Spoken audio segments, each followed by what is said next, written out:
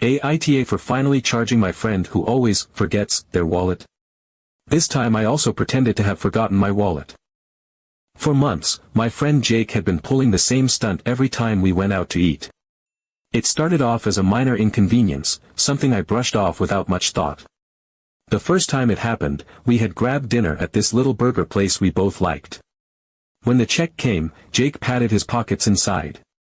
"Damn, dude, I forgot my wallet. I'll get you next time." I didn't think twice. It was an honest mistake. I covered it, and we moved on. But then it happened again. And again. Each time, the routine was identical. We'd order, he'd get whatever he wanted, sometimes even suggesting extra appetizers or a round of drinks, and then when the check came, his hands would go straight to his pockets in a sudden, dramatic realization. "Oh, man, I did it again," he'd say, shaking his head like he was just as shocked as I was. At first, I thought it was just bad luck. Everyone forgets their wallet sometimes. But after about the fifth or sixth time, I started to notice patterns. He never once forgot his phone. He never forgot his keys. Just the wallet. And yet, he always promised to pay me back. "Next time," he'd say with a grin. But next time never came. I wasn't struggling for money, but that wasn't the point. The point was that Jake was taking advantage of me, and he knew it. The worst part was that he never even seemed embarrassed about it. He would laugh it off, make some joke about how I was such a good friend, and then move on as if it was completely normal for a grown man to consistently forget his wallet and mooch off someone else. One night, after yet another meal I had covered, I decided to test something. I planned it carefully. I invited him to a cafe, a small, low-key place where I knew the bill wouldn't be too crazy. Before leaving my apartment, I made sure to leave my wallet behind. This time, I was going to see exactly how far Jake was willing to take his little game. We got to the cafe, ordered our drinks and some snacks, and sat there chatting. I waited, letting things play out naturally. When the check finally arrived, I reached for my pocket, then stopped. I frowned, patted my other pocket, checked my jacket, and sighed. "Damn, I forgot my wallet. Can you cover me this time?" The second the words left my mouth, I saw the shift in his face. He let out a nervous laugh and scratched the back of his head. "Oh, yeah, man, that's crazy, because I actually don't have money either." I leaned back in my chair and just stared at him. "You don't have money? At all?" He hesitated, fidgeting with his phone. "Yeah, I mean, I was gonna hit the ATM later. I wasn't planning on spending anything right now." The silence between us stretched. I knew for a fact that he had just gotten paid. We had literally talked about it the day before. He had even mentioned buying some new sneakers. And yet, suddenly, he was completely broke. I said nothing, just watching him squirm. The waitress came back, standing beside our table with a polite but expectant expression. "Will this be cash or card?" she asked. Jake hesitated again, then sighed dramatically and reached into his pocket.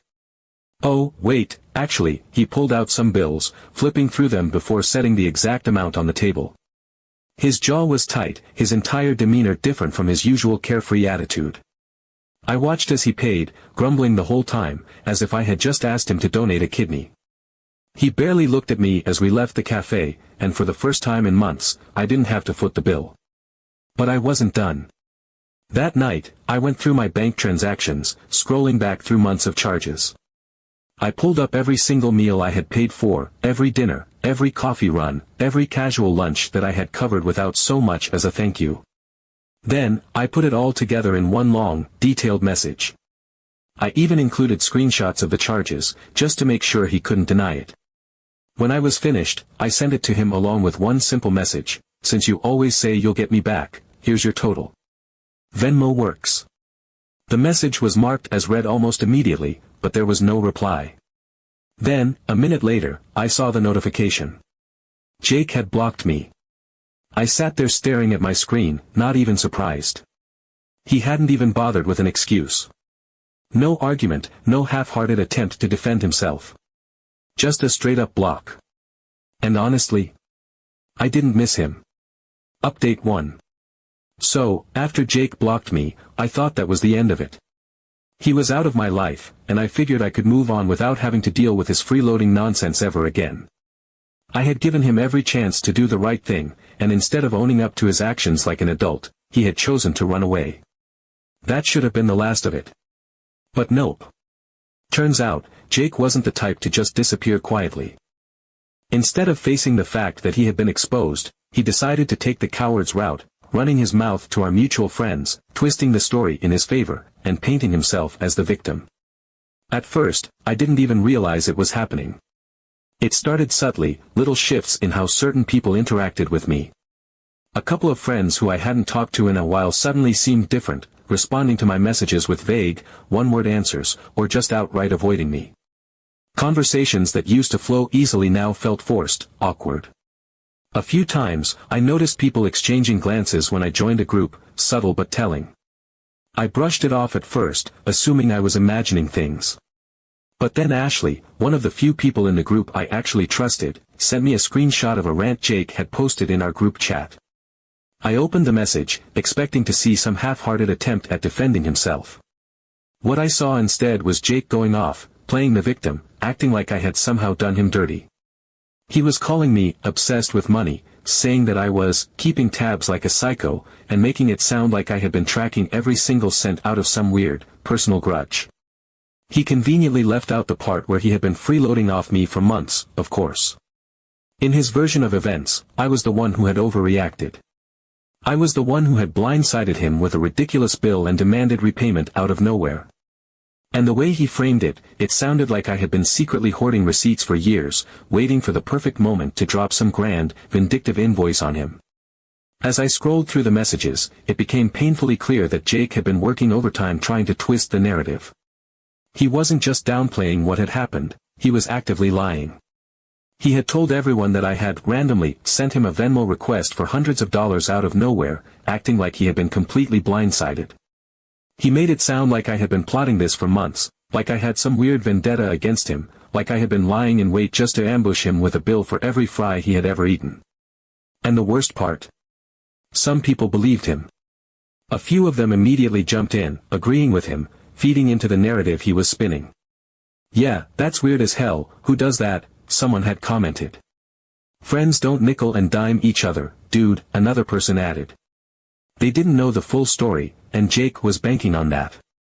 He was hoping no one would question him, that they'd take his word for it and turn against me without a second thought. He wanted them to think I was petty, that I was bitter, that I was the kind of person who would destroy a friendship over a few meals. And the people who didn't know me well enough? They were falling for it. At first, I wasn't going to say anything. I figured it wasn't worth the effort. I knew the truth, and anyone who actually knew me would see through Jake's bullshit sooner or later. But then I saw one specific message from Jake that made my blood boil.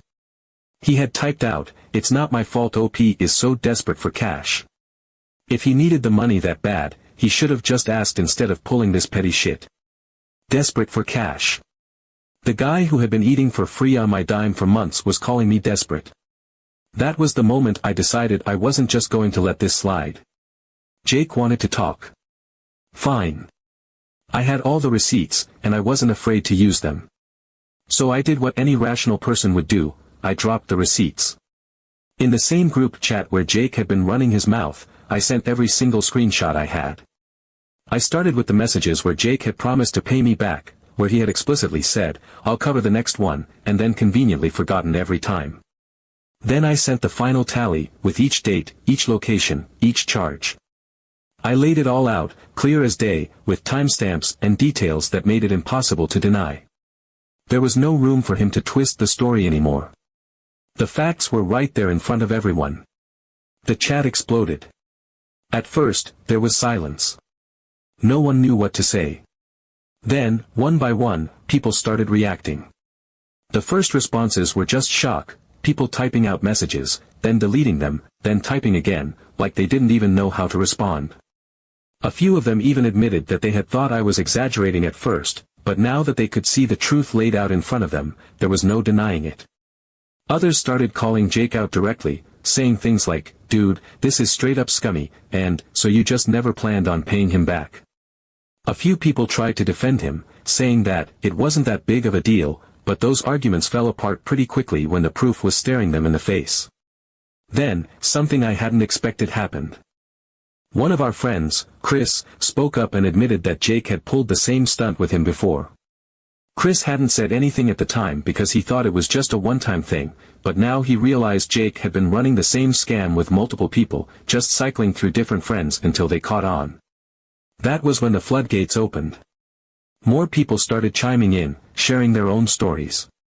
Someone mentioned how Jake had once forgotten his wallet at a bar, conveniently right after ordering the most expensive drink on the menu. Another friend said Jake had invited them out to lunch once, then suddenly remembered he was short on cash when the bill arrived. It was the same pattern, over and over again. Jake tried to backtrack. He started typing out long, frantic messages, trying to spin things in his favor, saying I was blowing this way out of proportion and that friends shouldn't keep score. But it was too late. No one was buying it anymore. His usual excuses, the fake innocence, the act, none of it was working this time. The final blow came when someone asked him point-blank, "So were you ever actually planning to pay OP back?" Jake didn't answer. He just left the chat. Then he left our friend group. Update 2. I did not expect to hear about Jake again after he bailed on our friend group. As far as I was concerned, that entire chapter of my life was over, sealed shut, never to be reopened. The moment he left, it felt like a weight had been lifted, like the collective patience of everyone he had leeched off had finally snapped, and the universe had corrected itself by erasing him from our social circle. He had been exposed, burned every bridge, and vanished like a ghost. No apologies, no accountability, not even a last-ditch attempt at damage control, just pure, unfiltered avoidance. That should have been the last of it. But people like Jake never really go away. They linger in the corners of your past, waiting for just the right moment to claw their way back into your life in the most unexpected ways. When my phone buzzed with a message from an unknown number, I almost ignored it. It was late, and I was curled up on my couch, halfway through a mindless TV show I was not even paying attention to. Spam messages had been relentless lately, so I assumed it was another one, something about an urgent package I had never ordered or a sweepstakes I had never entered. But then I saw the name attached to it, Laura. Jake's girlfriend. Or at least, the last I had heard, she was still his girlfriend. I froze for a moment, trying to piece together why she would be messaging me out of nowhere. We were not friends. We had never been close, never had a real conversation beyond surface-level niceties. She was always just there, an extension of Jake, someone I had acknowledged but never truly interacted with. So when I saw her name, confusion settled in. And then I opened the message. I need to know the truth about Jake. That was all she had written. No context, no introduction, nothing to soften the blow. Just a blunt, almost desperate demand. My heart started beating faster, because I knew, instantly, where this was going. After the chaos of the group chat, after every detail of Jake's freeloading had come to light, I had not given much thought to how it might affect his relationship. I had assumed he would spin his usual web of lies, convince Laura it was all a misunderstanding, and keep up the act. But now, staring at her message, I realized something had changed. She was asking me for the truth, which meant, at the very least, she was starting to doubt him. And if she was doubting him, it meant she had seen something that made her question everything she thought she knew. Apparently, after the fallout in our friend group, things had not been sitting right with her. She had started noticing little things, details that had always been there but had never seemed important until now. Like how he never paid when they went out.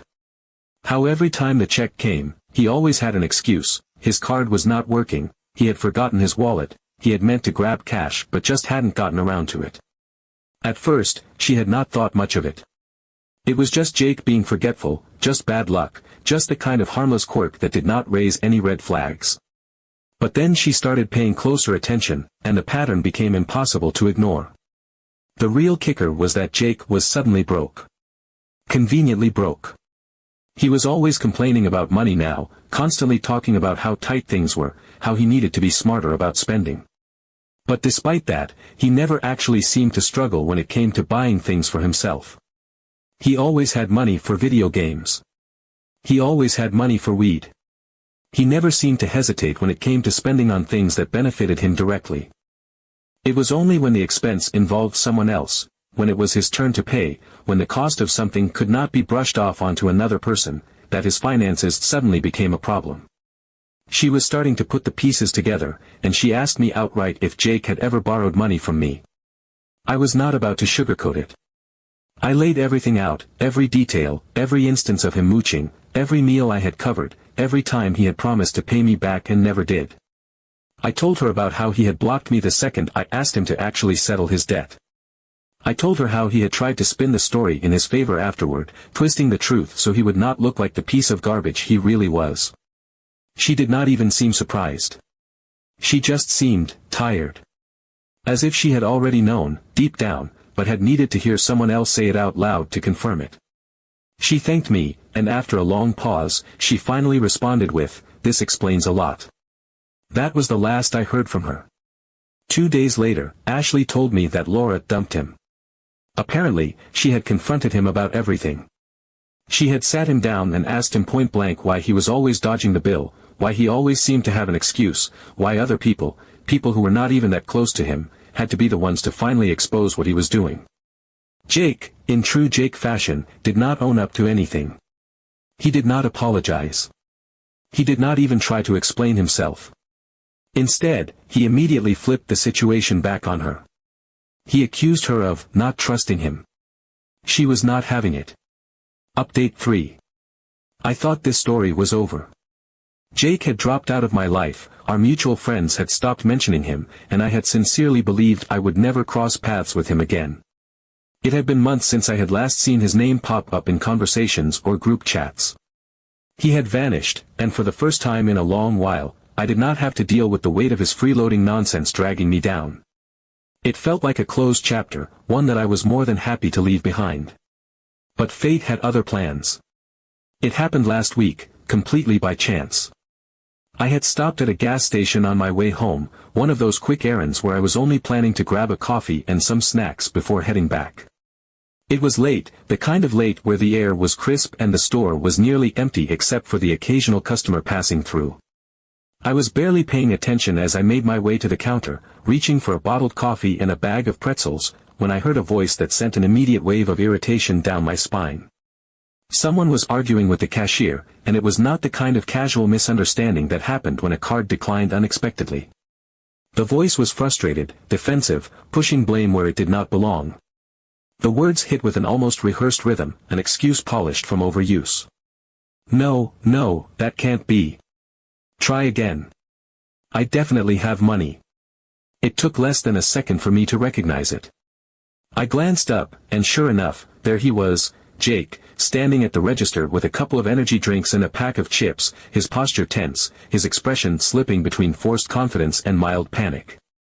The cashier already looked exhausted, like they had been through this before, like they knew exactly how this would play out. The moment his eyes landed on me, his entire demeanor shifted. First, there was the immediate flash of recognition, the flicker of something like fear when he realized exactly who had just walked in. Then came the nervous energy, the way his gaze darted around the store as if looking for an escape route. His face paled, then his jaw tightened, like he was trying to decide whether to acknowledge me or pretend I did not exist. I waited. I did not say anything, did not move closer, just watched as the scene unfolded.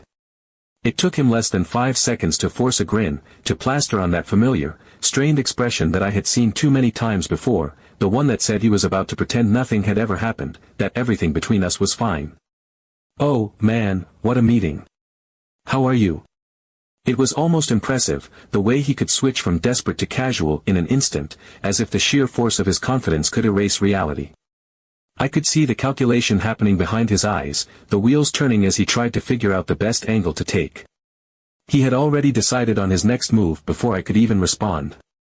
He shrugged like he had not just been caught trying to pay for junk food with a card that would not work. "Oh, it's cool, it's just that the card is buggy, you know. Couldn't you just borrow a little while I figure it out?" And there it was. The same Jake, unchanged, untouched by consequences, hoping I would slip back into old habits and pull out my wallet like I always had before. There was no hesitation, no shame, just expectation. The idea that I would say no did not even seem to register as a possibility for him. I met his gaze, watching the flicker of impatience behind his forced smile. He was waiting for me to sigh, to roll my eyes, to brush it off and hand over a few bills like it was no big deal. He was waiting for me to fall into the same trap I had escaped months ago. I did not. The moment I made it clear that I was not playing along, his expression twitched. The act slipped just a little, enough for me to see the irritation underneath. Well, it's just a few bucks, man. I'd do the same for you. I almost laughed at the absurdity of it. I had spent months covering for him, paying for his meals, his drinks, his good times, and the second I refused to be the ATM he expected me to be, his patience ran out. He was not embarrassed. He was not apologetic. He was just annoyed that it had not worked this time. He muttered something under his breath, something that sounded like frustration but was too quiet to make out. Then, without another word, he snapped, "You know what? Forget it. I'm going to leave anyway." He threw the drinks and chips onto the counter with just enough force to make a point, then turned and walked out of the store. No goodbye. No attempt to save face. Just an exit, as fast as possible, as if leaving the situation would erase it. I paid for my coffee, sliding a few bills onto the counter as the cashier sighed, already moving to put Jake's abandoned purchases back. The guy's been trying to act out the same scene for 10 minutes. He keeps saying it's some kind of bank failure. I shook my head, pocketed my change, and walked out without another glance in Jake's direction. Some people never change. But you know what? This is no longer my problem.